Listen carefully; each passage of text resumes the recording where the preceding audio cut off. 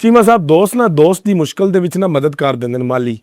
ਫਿਰ ਅਗਰ ਹਾਲਾਤ ਠੀਕ ਨਾ ਹੋਣ ਤੇ ਉਹ ਵਕਤ ਦੇ ਉੱਤੇ ਦੋਸਤ ਪੈਸੇ ਨਾ ਵਾਪਸ ਕਰ ਸਕੇ, ਫਿਰ ਉਹਦੇ ਨਾਲ ਰਿਸ਼ਤਾ ਖਤਮ ਕਰ ਦਿੰਦੇ ਨੇ ਚੰਦ ਰੁਪਿਆਂ ਦੀ ਖਾਤਰ।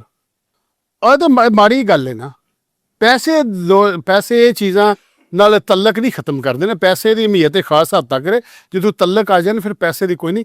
ਫਿਰ ਅਗਰ ਕੋਈ ਜਿਹੜਾ ਪਹਿਲੇ ਨੰਬਰ 'ਤੇ ਦੇਖੋ, ਅਗਰ ਕੋਈ ਕੰਮ ਆਏ ਨਾ ਤੇ ਮੇਰਾ ਖਿਆਲ ਤੁਹਾਨੂੰ ਚਾਹੀਦਾ ਹੈ ਕਿ ਅਗਰ ਉਹਨੂੰ ਕਦੀ ਕੋਈ ਜ਼ਰੂਰਤ ਪੈ ਗਈ ਹੈ ਨਾ, ਔਖੇ ਸੌਖੇ ਹੋ ਕੇ ਵੀ ਨਾ ਉਹਨੂੰ ਵਾਪਸ ਕਰੋ।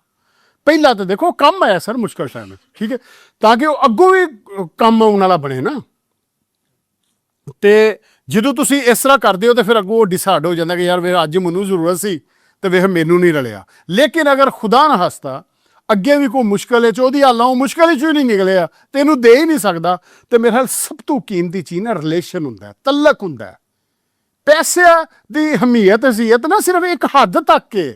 ਉੱਥੇ ਜਾ ਕੇ ਉਹ ਫਿਰ ਜਿੱਥੇ ਰਿਸ਼ਤੇ ਸ਼ੁਰੂ ਹੋ ਜਾਂਦੇ ਨਾ, ਉੱਥੇ ਪੈਸਾ ਨੂੰ ਵਿੱਚ ਨਹੀਂ ਵੜਨਾ ਚਾਹੀਦਾ। ਲਿਹਾਜ਼ਾ ਮੈਂ ਸਮਝਦਾ ਵਾਂ ਕਿ ਅਗਰ ਕੋਈ ਫਸੇ ਹੈ ਤੇ ਸਾਡਾ ਨਬੀ ਵੀ ਫਰਮਾਉਂਦੇ ਨੇ ਕਿ ਟਾਈਮ ਦੇ ਦਿਓ ਯਾਰ, ਠੀਕ, ਮੁਹਲਤ ਦਿਓ।